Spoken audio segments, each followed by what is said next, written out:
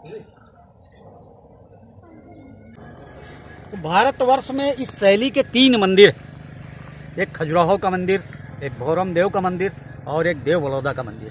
भौरम देव और देव बलौदा का मंदिर दोनों छत्तीसगढ़ में स्थित है और यहाँ की जो बनावट है इन मंदिरों की, ये एक तरह की शैली की बनावट है।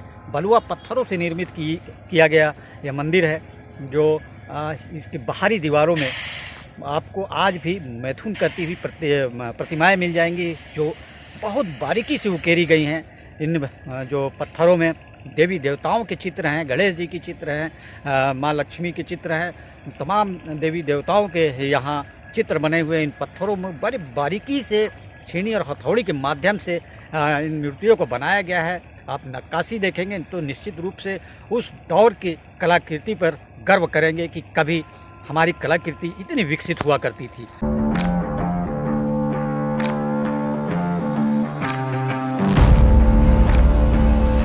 मार्ग आप देख रहे हैं, ये अंग्रेजी शासन काल के समय का पुराना बोगदा है, पुलिया है। और ये जो रेल पटरी है, ये मुंबई हावड़ा मार्ग रेल पटरी है और इसी मुंबई हावड़ा की रेल पटरी के किनारे स्थित है 14वीं शताब्दी का ऐतिहासिक शिव मंदिर। तो आप पहुँच चुके हैं देव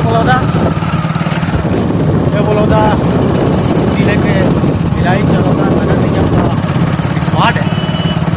और कितना प्राचीन ये गाँव है, इसका कोई ज्ञात इतिहास तो नहीं, लेकिन मंदिर 14वीं शताब्दी का है। तो हम पहुँच गए हैं देव बलौदा के ऐतिहासिक शिव मंदिर। ये इसका मुख्य द्वार है। वास्तव में यहाँ आने के बाद आपको एक अलग तरह का एहसास होगा। कहते हैं कि कण कण में शंकर है।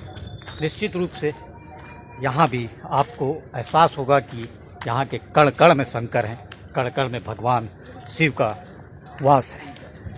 तो भारतीय पुरातत्व सर्वेक्षण विभाग द्वारा देव बलौदा की इस ऐतिहासिक मंदिर को धरोहर के रूप में घोषित किया गया और इस पत्थर में पूरा इतिहास लिखा हुआ है कि कैसे 14वीं शताब्दी में इसका निर्माण किया गया। और ये देवालय छहमासी मंदिर के नाम से जाना जाता है।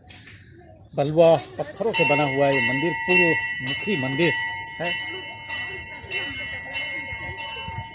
पूरा इतिहास इन पत्थरों पे लिखा हुआ है।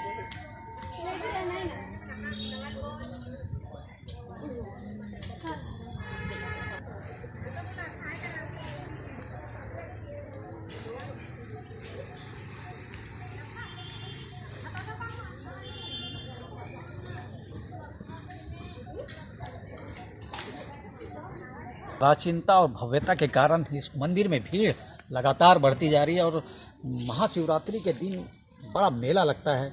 और भिलाई चरौदा जो नगर निगम है, उनके द्वारा भी यहाँ 2 दिवसीय देव बलौदा महोत्सव का आयोजन किया जाता है, जो बड़ा भव्य होता है। हम आगे दिखाएंगे आपको। यहाँ के जो आपको कलाकृति देख रहे हैं, पत्थरों में उकेरी गई, ये बलुआ पत्थर है। आप कल्पना कर सकते हैं कि ऐसा पत्थर आसपास कहीं नहीं मिलता, लेकिन इन पत्थरों को लाया कहाँ से गया होगा 14वीं शताब्दी में। इन चित्रों को, इन आप छोटी छोटी मूर्तियाँ आप देख रहे हैं, छीनी और हथौड़ी से काट कर बनाई गई है। बड़ी बारीक नक्काशी है मंदिर के। जो अब हम आपको और भी हिस्सा दिखाएंगे। आश्चर्य होता है कि 14वीं शताब्दी में ऐसी अद्भुत कलाकृतियों का निर्माण सिर्फ छीनी और हथौड़ी के माध्यम से तब के कलाकार कर लिया करते थे, जो आज कितना भी आधुनिक तकनीक है पर ऐसी कलाकृति देखना संभव नहीं है। आप देख रहे हैं देव बलौदा का ऐतिहासिक शिव मंदिर, 14वीं शताब्दी का शिव मंदिर।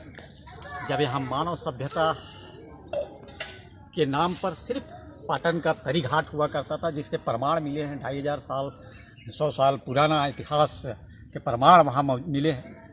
उसके पहले का ये मंदिर है, जब कलचुरी राजाओं का यहाँ राज हुआ करता था। कलचुरी राजाओं द्वारा इस मंदिर का निर्माण कराया गया, ऐसा जो इतिहास है, ऐसा जो ज्ञात इतिहास है वो बताता है। इसके पीछे एक किंवदंती भी है, एक कहानी भी है।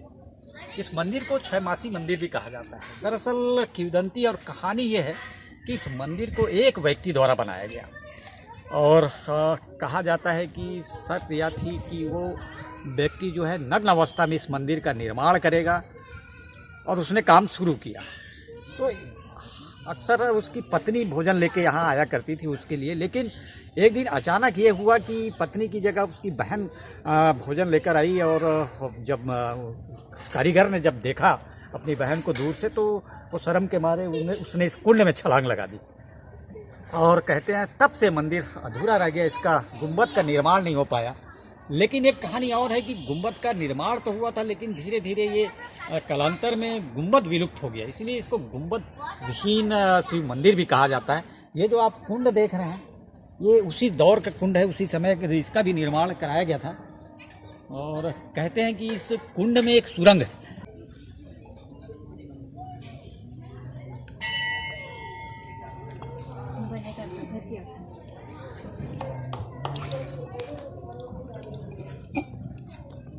ये शिवलिंग वाला जल है चढ़ा हुआ। हाँ, अंदर डाल रहे हैं ना, अंदर तो डाल रहे हो, इधर से आ रहा है। हाँ, और ये कहाँ मिलता है? तालाब में। तालाब से भी ये है कुंड का, और तालाब से कुंड का मेल है। हाँ, ये तालाब में जाके मिल जाता है। घर से भी लाते हैं। इसको क्या करते हैं आप लोग? घर में पीते हैं, प्रसाद के रूप में। हाँ।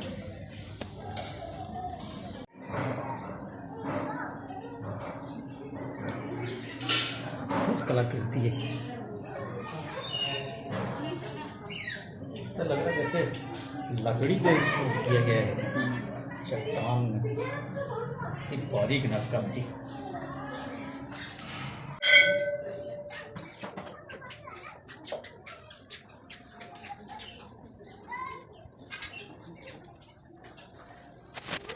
और कालम का जो प्रचलन है वो आज का नहीं, 14वीं शताब्दी में भी जब शिव मंदिर बना तो देखिए ये कालम, ये बीम, ये छत किस तरीके से बनाया गया। इन कालम में ये डिजाइन बनाया गया, रोमांचित करता है दृश्य, आपको निश्चित रूप से सोचने पर मजबूर करेगा। ये जो मंदिर के परिसर की भीतरी जो हिस्सा है, ये वो है। तो हम आपको बाहरी जो दीवारें हैं उनमें दिखाएंगे कि कैसे कैसे चित्र बने हुए हैं, किन किन देवी देवताओं के चित्र बने उकेरे गए हैं। इन पत्थरों को आप देखेंगे, एक आश्चर्य आपके मन में भी आएगा, जिज्ञासा आपके मन में भी आएगा कि कैसे उस दौर में पत्थर कहाँ से आए होंगे, ये बीम, ये कालम, ये डिजाइन और ये जो छत है इसका निर्माण कैसे हुआ होगा। एक जो यहाँ के बीम और कालमों में जो चित्र बने वो आपको दिखाऊंगा।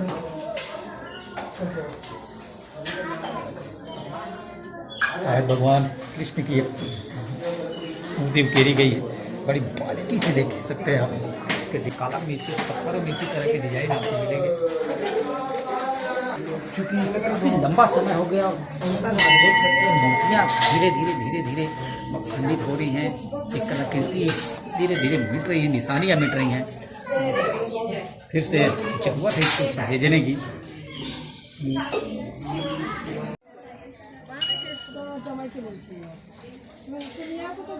ओम नमः शिवाय, ओम नमः शिवाय, ओम नमः शिवाय, ओम नमः शिवाय, ओम नमः शिवाय, ओम नमः शिवाय, ओम नमः शिवाय। भाई ऐतिहासिक कुंड है, 14वीं शताब्दी में जब मंदिर बना तो एक कुंड भी बना था, और इस कुंड में सुरंग की बात कही जाती है, जो यहीं कहीं से निकलता है आरंग के लिए।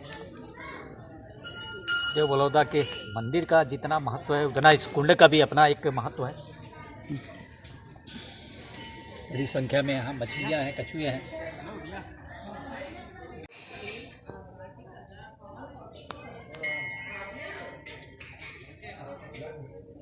तो इस मंदिर में कछुए भी, मंदिर का जो ये कुंड है इसमें कछुए भी हैं, आप देख सकते हैं। और बड़ी बड़ी मछलियाँ हैं जिनको लोग यहाँ श्रद्धालु जो आते हैं इन मछलियों को, इन कछुओं को चारा देते हैं। इसी कुंड का पानी भगवान शिव को अर्पित किया जाता है। चैनल में आगे भैया कॉल करोगी, हम लोग भी देखेंगे। कौन सा चैनल आगे बता दो।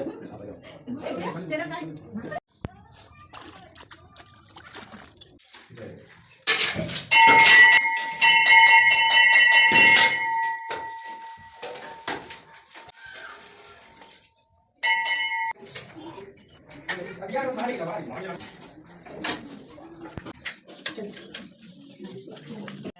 विष्णुपत्नी च धीमहि तन्नो लक्ष्मी प्रचोदयात्।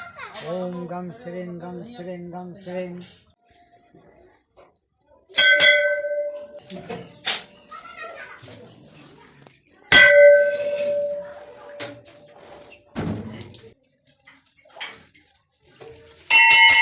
तो इस वक्त हमारे साथ उमा शुक्ला जी हैं, जो कुम्हारी नगर पालिका की पार्षद रह चुकी हैं और नियमित इस मंदिर में हर सोमवार को आती हैं।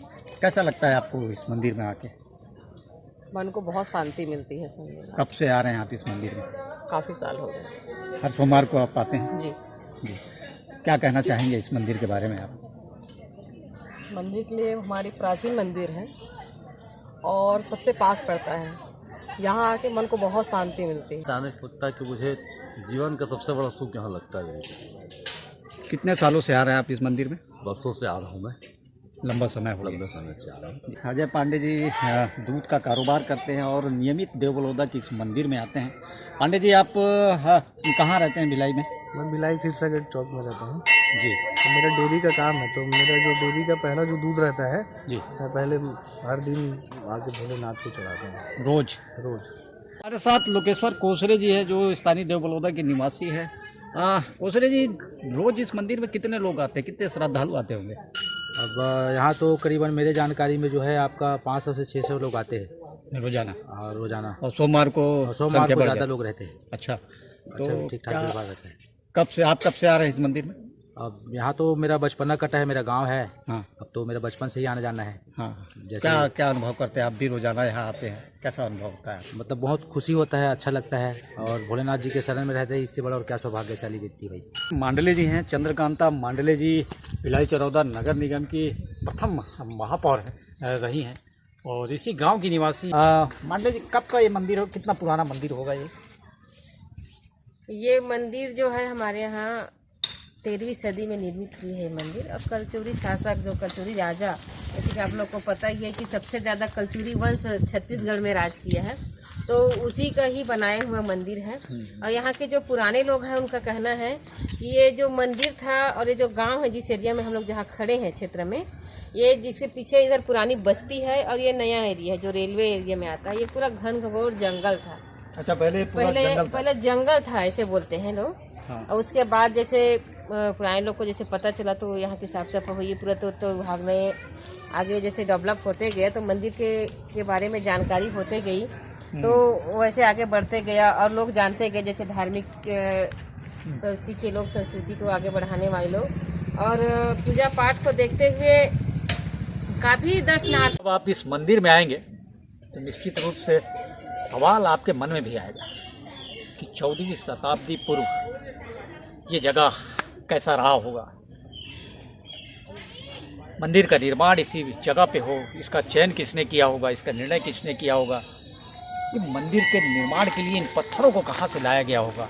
और ये जो बारीक बारीक कलाकृतियाँ आप देख रहे हैं, जिसमें देवी देवताओं के चित्र हैं, जिसमें नृत्य करती महिलाओं की आकृति उकेरी गई है, जिसमें युद्ध लड़ते पुरुष और महिलाओं की आकृति उकेरी गई है, इतनी बारीक कलाकृति।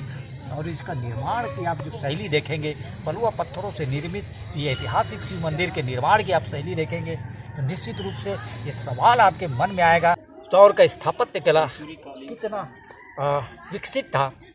आज निश्चित रूप से अत्याधुनिक विज्ञान के समय में जब इतना विकास हो चुका है, लेकिन उसके बाद भी आप किसी भी भवन का, किसी भी पुल पुलिया का 40 से 50 साल की गारंटी नहीं दे सकते। लेकिन ये एक ऐसा मंदिर है जो आज भी 14वीं शताब्दी से उसी अवस्था में खड़ा है, उसी हाल में खड़ा है। इस एपिसोड में हमने दिखाया देव बलौदा की ऐतिहासिक शिव मंदिर की कहानी, और इसी तरह की कहानी, इसी तरह की रहस्यमय कहानियों को देखने के लिए हमारे चैनल को लाइक करें, सब्सक्राइब करें और देखते रहें डायल 100। तब तक के लिए नमस्कार।